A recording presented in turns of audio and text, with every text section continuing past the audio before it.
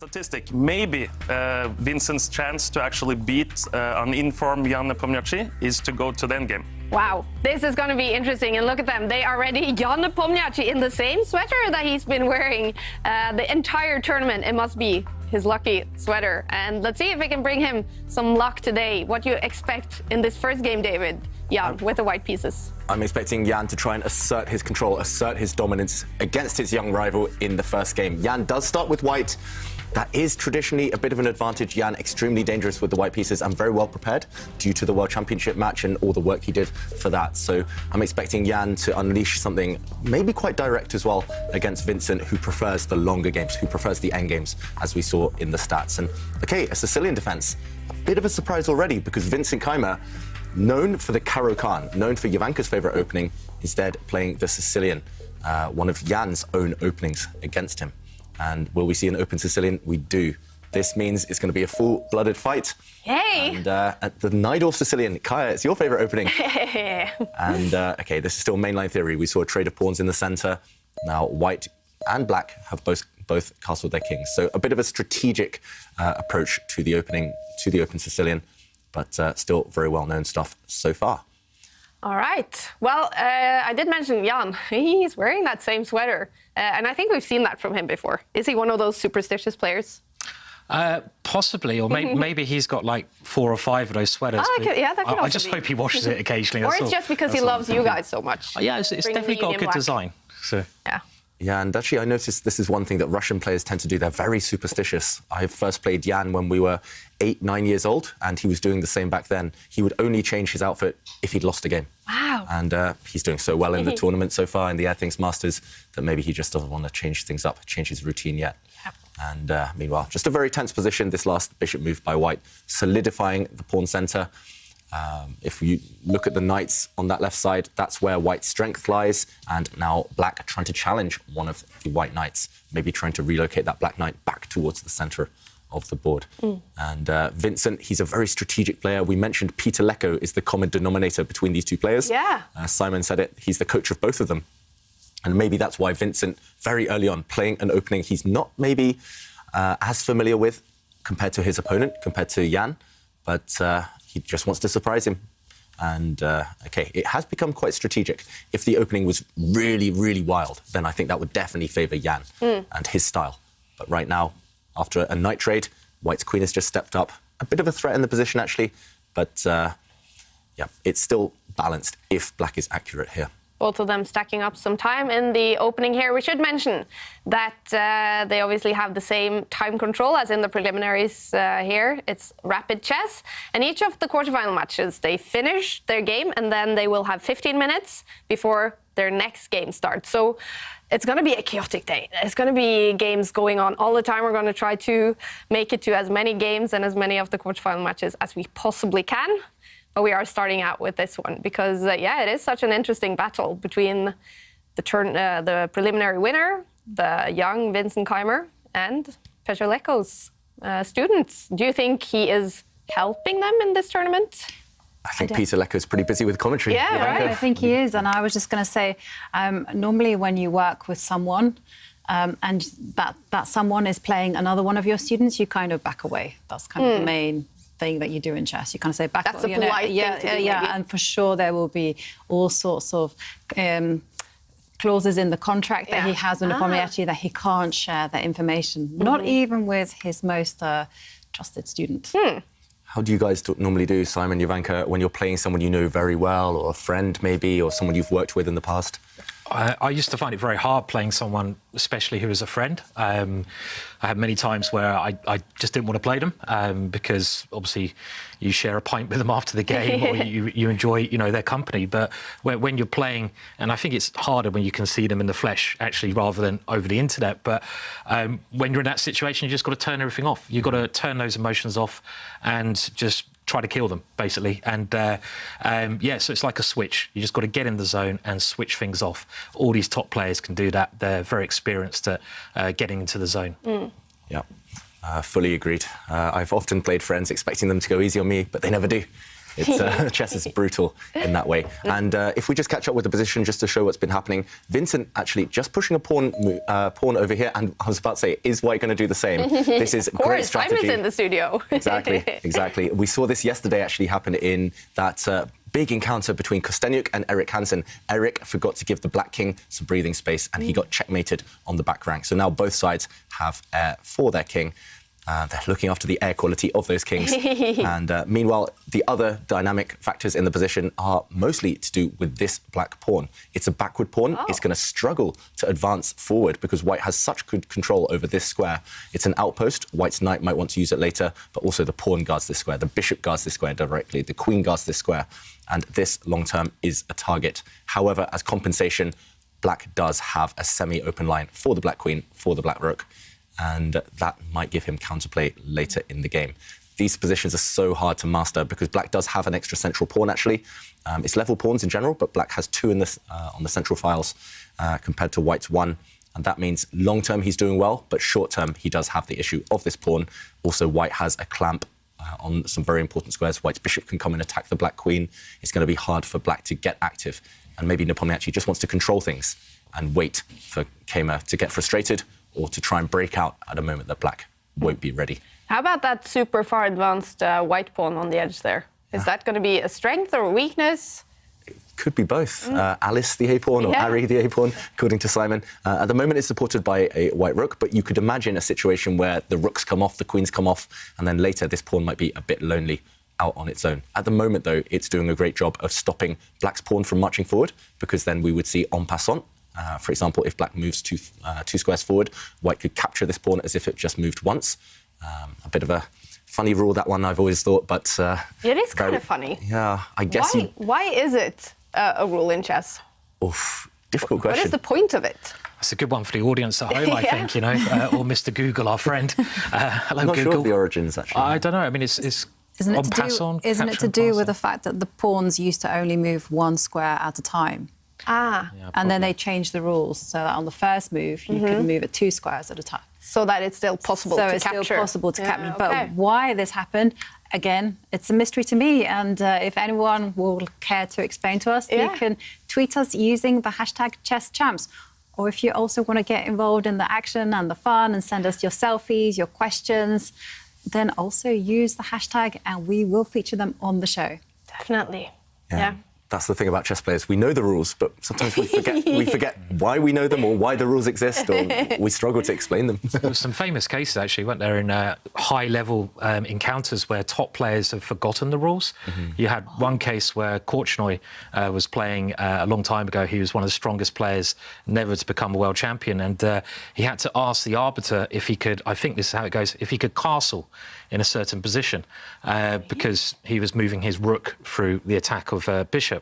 So you would have thought they'd know how to castle that level, but I think that's how the story goes. But yeah, very, very strange. Learn how to castle. How did the arbiter react to that then? I guess he was a bit surprised, and said, "You're asking me how to castle? You're playing for the World Championship soon. You should probably know this rule already, So it's that's bizarre. Funny. Yeah, actually, I've found that arbiters know fewer rules than some of the players, actually. Oh, really? So I don't want to complain, but... Are we going back to the arbiters again? No, we love the arbiters out there. If you're an arbiter, you're doing a fantastic job on your couch asleep while you watch the games, snoozing away with your cup of tea. Yeah, this is where chess and football is very alike. Always complain about the referees or the arbiters. Yeah, it's never the player's fault. It's always someone else's fault. And meanwhile, we just heard a couple of moves there. Not too much changing.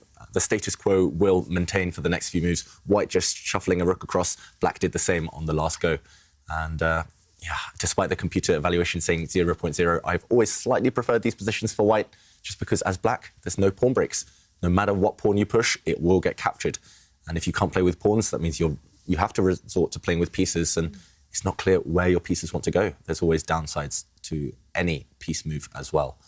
maybe a very clever choice from Jan, because obviously this is maybe a position Vincent doesn't have a lot of experience in. So he might not know what manoeuvres he should be doing as much as Jan, who's obviously the older player, knows these positions maybe more. And you can see he's frowning there a little bit at that last move.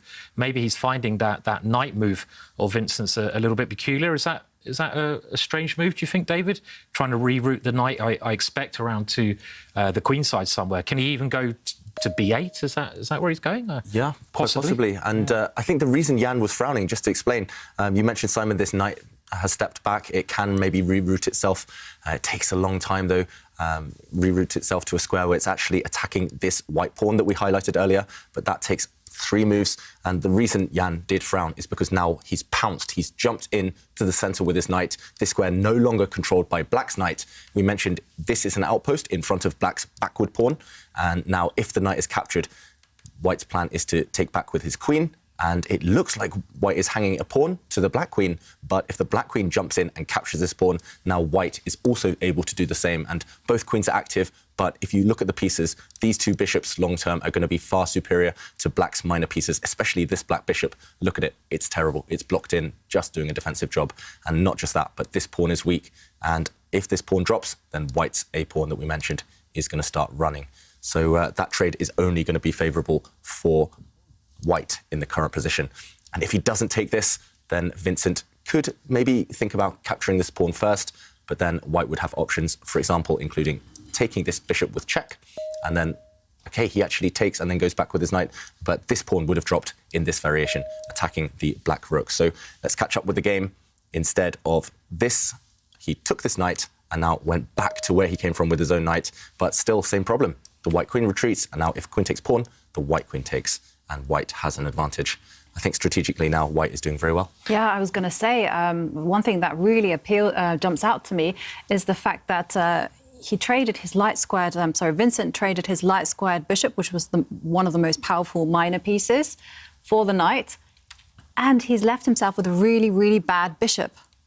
This bishop is kind of like, it's a nightmare. It's never, ever going to get out. Yeah, it's stuck. Yeah, totally. And it's just doing one role, defending that backward central pawn. I think this shows that he's just lacking a bit of experience, and Jan picked a very clever manoeuvring game where, OK, maybe Vincent knows the first sort of 15 moves of the position, but he may, as he hasn't played this opening often, he doesn't know those middle game plans, and knowing those middle game plans is so important, and this is what a lot of people at home probably forget to do. They learn the opening, but then they get into the middle game, it's like, what do I do here? You know, what moves do I play in this position? And in some ways, I feel that Vincent's falling for this trick, and he's done a bad exchange there. Yeah, and one thing I was just going to add to that, isn't the knight of Nepomniachtchi's bread and butter? You know, his defence, he's experienced. His favourite opening his whole career. And you mentioned the word trick as well. There is a trick in the current position. Black can actually win a pawn, grab a pawn with the Black knight, but this would be sealing its own fate. This walks into a deadly pin, and at the very minimum, White could lift the rook up the board, double attack this knight now with the rook and with the bishop, and Black actually can't move it because the queen would drop off, and there's no way of really defending it either. Remember that this pawn can't move forward because this pawn is also pinned by the White queen, and this would be disaster time for Black. So, yeah, you guys are right. It's a really risky strategy, playing your opponent's favourite opening against them. And Jan, again, going back to when he was 8-9 years old, he was already playing this opening from the Black side. So for sure he knows what White's plans are as well. Is pinning a very beginner thing, or do we see a lot of times top players as well falling to these pins? I think all levels it affects us. I've lost so many games to pins in my career, and I remember even a few recent games against Grandmasters I've managed to use pins. Maybe it isn't the deciding factor in the game because when you kind of get stronger you realise how to break pins, but it is a recurring theme for sure. It's one of the most important ones to know. Pins, double attacks, those types of things. Yeah, you learn them when you're starting the game, but they are still always relevant. Yeah, I think a good bit of advice for anyone out there. There's loads of things, especially you can go to Chessable where they have these courses just teaching you the basic things about pins and forks, and you build that into your game and you find more complex ideas based on those strategies. It's a very good way to improve. But again, looking at the position here, I mean, this to me looks I think the word disgusting is okay. I mean, White's got so many easy plans here. He can bring the rook around on the queen side. As Ivanka pointed out, losing that light square bishop just seems horrible, doesn't it? I mean, you're losing your most precious piece, and it's torture for Black. Black can't really do anything. The ideas that I'm really attracted to, if I were playing with the white pieces, is actually to lift my rook up on the A line, move it all the way to the fourth square, and then try to do some little action there. You know, line up with the queen, have some fun. Yeah, swing it all the way around to that hole. I love these swingers. I love the swingers. I think they were called, I think it was Jennifer Shahad who said rover, rook, over. It's a roving rook, not roving or rook. a swinging rook. I like the not swinger. A swinger. Not a swinger. No. You sure it's not a swinger? I'm pretty sure it's a swinger rook. I'm totally sure. You know, I'm sure. Stick to the chess clubs, not the swinging clubs. Okay, is that somewhere else from my... Yeah, OK. The rover rook, the rook over. So, but it's a very nice way to get the rook into the game, and why not? But what would you do here as Black? I'm just trying to think of... I'm struggling as well. You haven't got any counterplay, and you need to have some counterplay, and I just can't see where it's going to come from. And he's down 10 minutes on the clock as well now. He's swinging it. Yeah. He's swinging it in. That rook's getting active. Yes. Swinging it. Yeah. That 10-minute advantage is going to, I think, decide this game, because Vincent, it's not just that he's 10 minutes down on the clock. Black's last move doesn't really improve his position. That Black rook in the centre of the board on the d-file, it's just blocked in. Black can never push that backward pawn forward. White has maximum control on this position, and this rook manoeuvre that you guys have been discussing, I think it's going to overwhelm Black's defences. The white rook can just step across one square, attack a pawn, jump into the position, harass the Black queen, and it's going to be already backs to the wall time for Vincent. Yeah, I mean, I was thinking, well, maybe at least the knight can manoeuvre itself, and yep, it's been played by Vincent. But this isn't going to help at all, I think. No, it's certainly not. The Black queen is almost on the verge of getting trapped. Yeah, and Black's knight, note how it doesn't have any outposts. No matter where it jumps, later on, there is the potential for White to kick it away with a pawn. So I'm expecting here Nepomniachtchi to just move his rook across one square. You could also make an argument for moving the white bishop to create a pin, the white light squared bishop. Do you think Black is trying to meet the rook coming over one square by pushing the centre? I actually thought maybe Jan could go bishop h5 there. First to force the rook away, but this also makes a lot of sense. He's just trying to tie down Black's pieces again using that pin. He's using that strategy. He's trying to pin down that knight so it can't move, and Black's in danger of running out of moves. White's got control of so many squares as well. This is just looking pretty horrendous. One of the things I love about Jan is his expressions. You know, when his opponent plays a bad move, it's like he will let everyone know. You know, it's like, what is this guy doing? He's doing something crazy. Very similar to Kasparov, actually. Kasparov was the same over the board. He'd very, very expressive over his opponent's moves and his own moves. But what can Black do here? I don't know. Completely stuck. Black would love to jump forward with this knight, attacking the white queen, attacking the rook. This is a fork, but White just eliminates this knight, and no matter what happens next, this rook does drop off. Note how it's important as well. White's queen defends this rook, so Black can only go for a trade, but Black's lost some material in the meantime. And this is just a fatal pin. This is already so hard for Black to get out of. Well, it's looking really, really good for White in this in the first set of quarterfinal games here. Magnus Carlsen, the bar is over to his side in the first game against Liam Le. And the bar is also way over to Andreas Penko's side in his first game against underdog Eric Hansen. But between Ding and Artemiev, I think the bar is roughly in the middle. And the bar on this one is saying ish like one advantage for Jan Nepomniachtchi, but it sounds like on you guys that it should be even more. Yeah, it's also the type of position where it's quite a long-term +1, +2. And it could well shoot up if Vincent isn't careful. And actually, I thought this last move was impossible, but maybe Black can hold things together with some tricks, with some tactics. At first, I thought White's dark-squared bishop could jump into the position and cause some trouble, but it's really hanging by a thread already for Black. And you notice the evaluation bar went slightly up there in White's favour even more. And could even be some trouble with the black queen here. Maybe you take that knight off, possibly. Okay, he's just moved the rook over, which also makes sense, right? yeah, you wanted to swing it across that rook, and it is starting to move across the board. It's starting to do its manoeuvring. White rooks are looking really nice. Yeah. Look at black's rooks in comparison, both completely blocked. Black's dark squared bishop, ugly, ugly piece. Black's knight is the only piece that can really fight against white's control and domination of all the squares, but no matter where the black knight jumps to, at the very minimum, as Simon mentions, it can just get traded off. Yeah. And, OK, he does jump to attack the white queen. I don't think we'll see white take that knight yet. White's queen can just move to safety. There we go. And still, the tension is all in white's favour. Yeah, and like you said, David, that knight can just get driven back. It's Later not on. safe. Nothing is safe for black. OK, so at least he's trying to trade off his bad bishop for white's strong, dark-squared bishop. If those bishops leave the board, maybe Vincent's got some chance to save the game. I was going to ask, because he's a 17-year-old, and you always say that young players, they're very optimistic about their positions. They look at them and maybe, you know, see, OK, at least this piece is a good piece. So if Vincent is doing that, what can he be optimistic about here?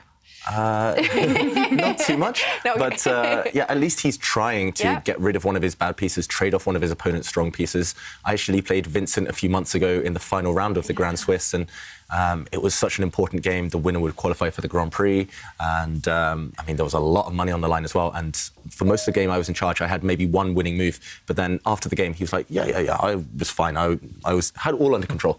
And optimism, you said it, Kaya. So this is the type of position where black is the one suffering. He's not lost yet. It's still level material, but he'll be looking I think for it's the got a lot positives. better for black, hasn't it, here? It seems to be, just over the course of the last moves. I mean, I'm not saying it's great, but you've got now what we call opposite coloured bishops, and that gives the drawing chances now are much higher. Even if you lose a pawn, you get to an ending, they can never attack each other. So there's much more defensive possibilities in the position. And I feel Jan maybe should have captured that knight and kept that dark square bishop on the board even. Some chances here to hold, possibly, I reckon. Some chances, but it has to be done in a really clever way, because those two pawns that black has on the left, they're on light squares, and one drops, the other one will drop, and then this runner that white has is going to be a problem. So it has to be done in a, like, maybe with the rooks on the board, and maybe kind of curling up into a little ball. Yeah, it's going to tough.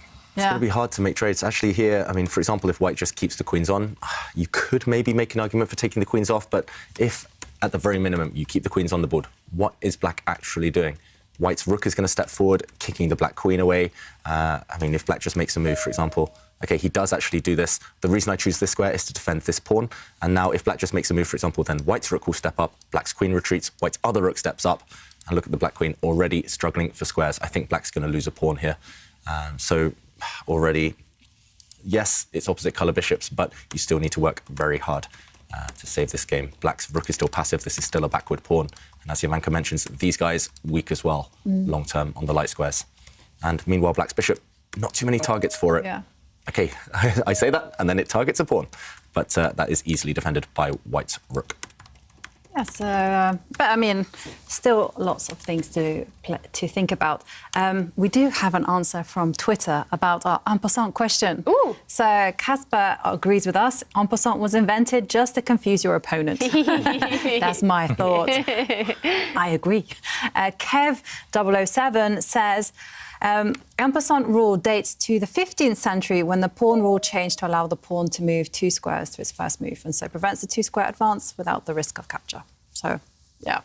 OK, our audience always enlightening us. Yeah. Thank you.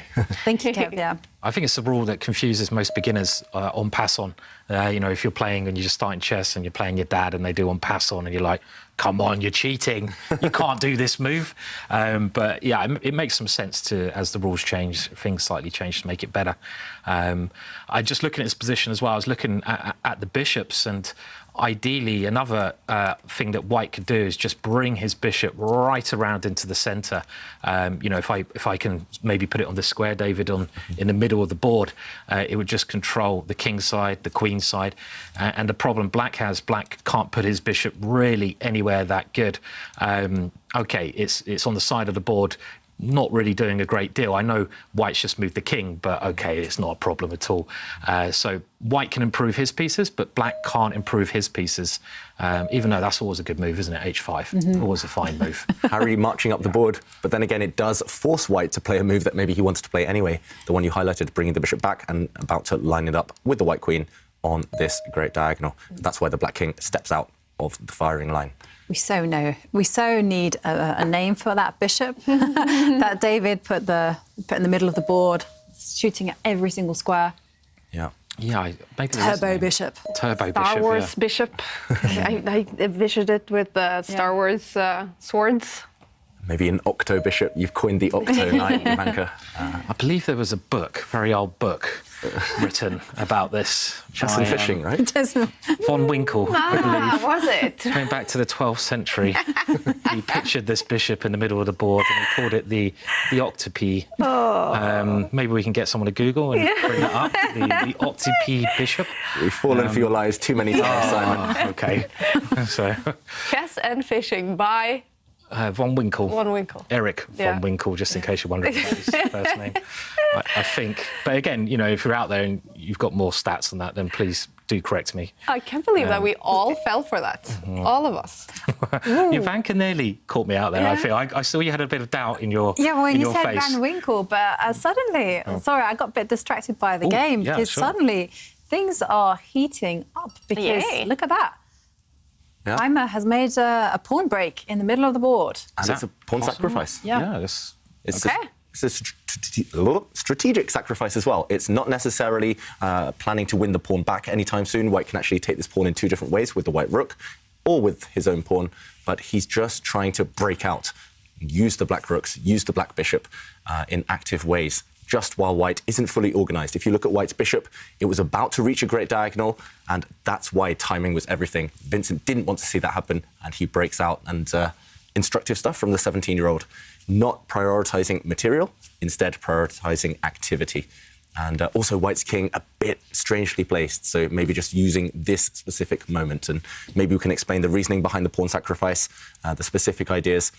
If, for example, white just takes back with his pawn, then black has options. One idea would be to push this pawn forward at the right moment. You could even just blockade white's extra pawn for now. You could, for example, move forward with your rook, get rid of this annoying piece in your camp, and after a trade, suddenly the quality of the bishops, white's bishop is not so good, and black's bishop has the potential to become very strong if things open up. And, OK, rooks have left the board, so not going for this pawn capture, instead taking with his rook. And after rook takes rook, what do we think we'll see here from Jan? Is he going to take with a queen? Is he going to take with a pawn? Taking with a pawn looks sensible, but then again, white's queen is offside and black's queen is very well placed. So I would be tempted to at least calculate going for the queen trade first.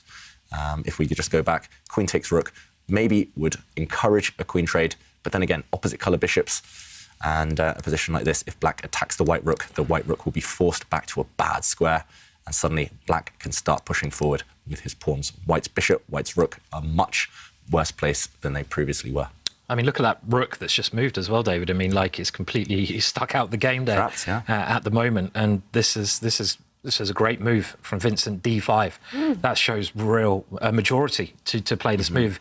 And again, this is just looking at the games, much lower rated players. One of the things I've noted that lower rated players do as a common mistake is try to defend too passively. So they get a position and they don't want to sack a pawn for activity.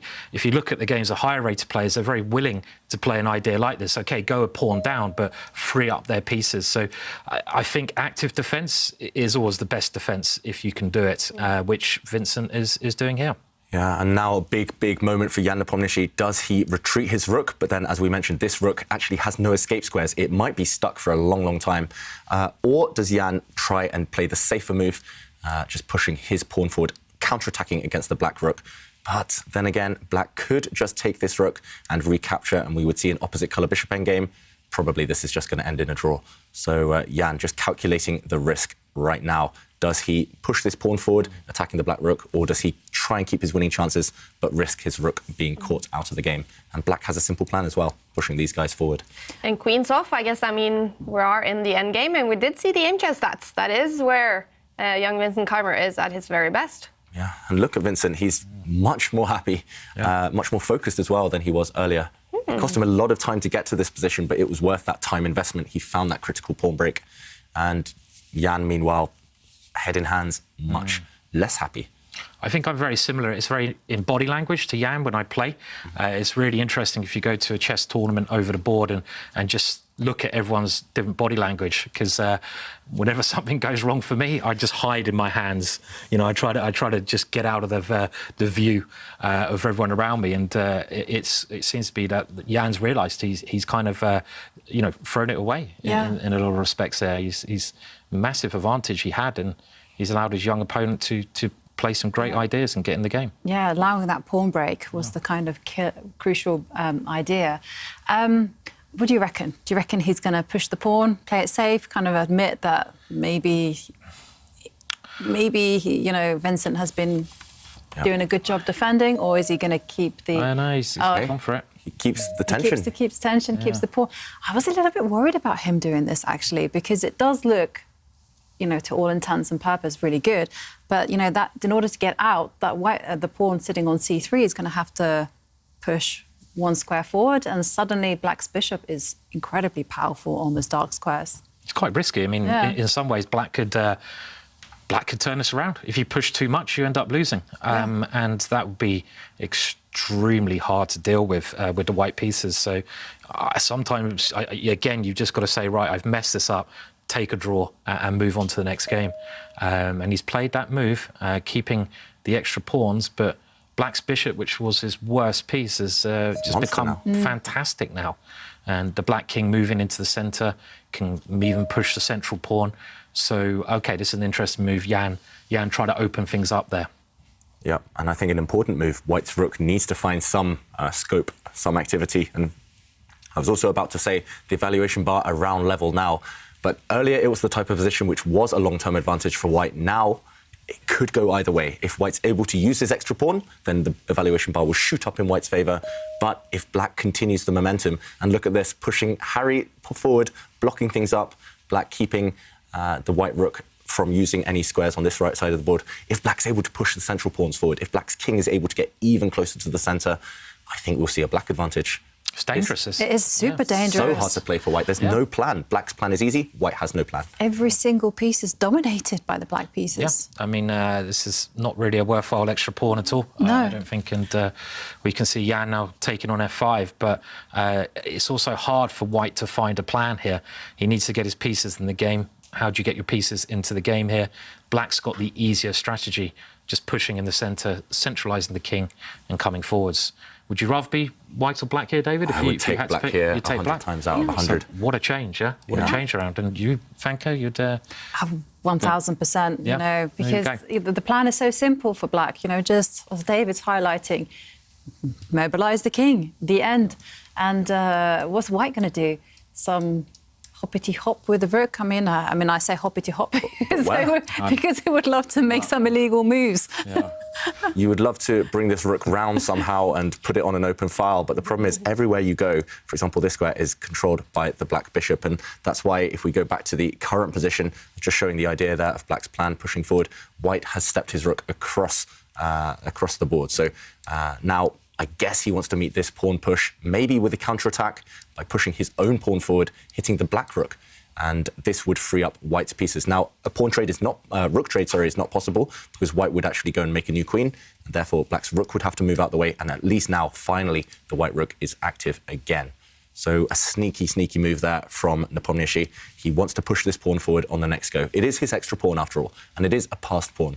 So I expect Vincent to take a timeout to stop that plan, or maybe even just plant his bishop in the centre of the board at some point just to block this White rook. Wow. Well, the bar has shifted side, but the clocks, you guys, it's down to 1 minute and 48 seconds for Vincent Keymer. Jan Nepomniachtchi, he has a big time advantage, at least.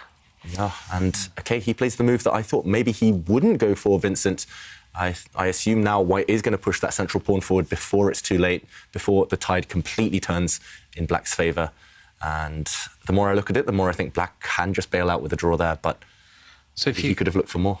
So if you do push the d-pawn forwards and you go move the rook over, maybe we can just show this. I'm just wondering if White can move the rook to where the white pawn is. Is that Yep. is that a possible tricky line at least that black has to be?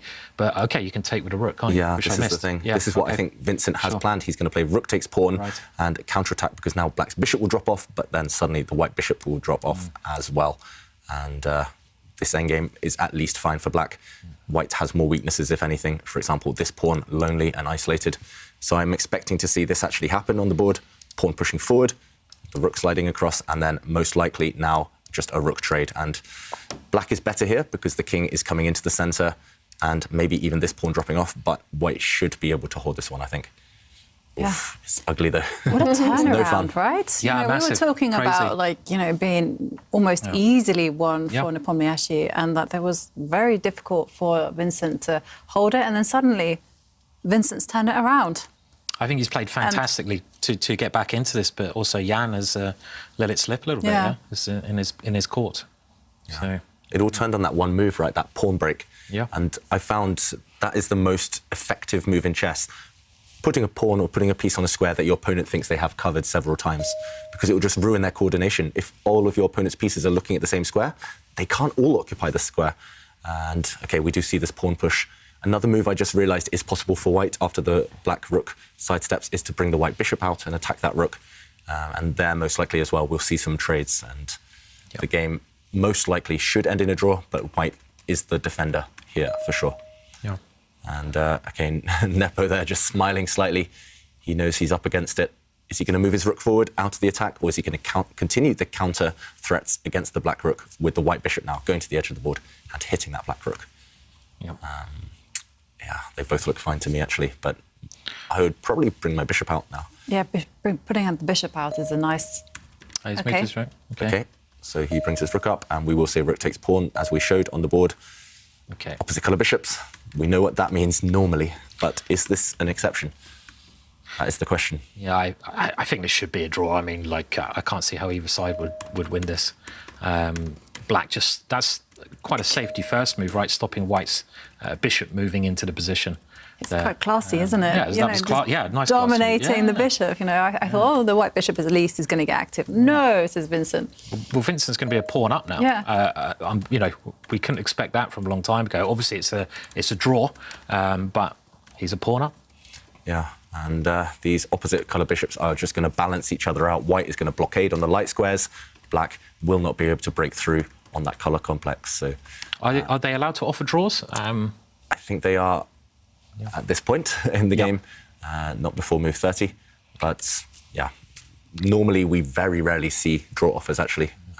We normally see the players find a way to repeat the moves, or often the players are too proud to click that offer draw button. They just want to keep going and make their opponent be the ones to submit and offer the draw. And Jan wouldn't offer now, right? With the white pieces, and he is a proud player as well. Yeah, it's also chess etiquette. It's like good manners. So if you're a pawn down here with white, you know your opponent is the only one trying to win. So you let your opponent do what they want, but then they are the ones offering a draw. So it's always the side who's better in an endgame who should be the one to offer the draw and seize the winning chances, winning attempts. One of the most annoying things I think that can happen when you're playing is someone keep offering you draws, which is kind of illegal, but you can have this in a game. And I had this against some junior. I don't know, he's probably 14 years old, but he offered me one draw, and I was like no. You're polite normally. You say no, I'd rather play on. And then like a move later, draw, and you're like, then you don't answer, and then a move later, draw, and you give him a bit more of an evil look. And the fourth time, you're like, right, arbiter, wake up over there and come over here, put that cup of tea down. And but it's really annoying if someone keeps offering you draws. Yeah, and it's going to take time as well, right? Off your clock. It's very distracting. frustrating, Yeah. really frustrating. So yeah. That being said, I did once play a simultaneous exhibition where you play several people at the same time. You walk around in a circle playing on every board. And I think I was playing a 5-year-old. And I was a few moves away from checkmate. And then the draw offer came and the hand came. And just looking at me with the wide eyes, please draw. I said no the first 3 or 4 times, but he kept saying draw whenever I came round. So I said, OK, draw. Did he put the waterworks on a little bit? Or, Yeah, the tears were coming. okay. But then as soon as I shook his hand with the draw, he was jumping up, bouncing, boasting to his friends. Was I also involved in the simultaneous? Because I have a suspicion that there was also another situation. Okay, well, now it's just a case of Very players cute story. moving the bishops. Yeah, unfortunately, wow, Jan is actually going to demonstrate something really nice here. But unfortunately for black, no matter what he does, even if he wins the white bishop, if it comes at the cost of those two black pawns on the left side, it's a dead draw. White can just keep his king in the right-hand corner on the light square, and there's no breakthrough. I hope we see that, because I hope we see it as well. You could be 4 points up with nothing else on the board, and it's still a draw. And I remember a tournament I played. Okay, they haven't gone down to it, which is a little bit.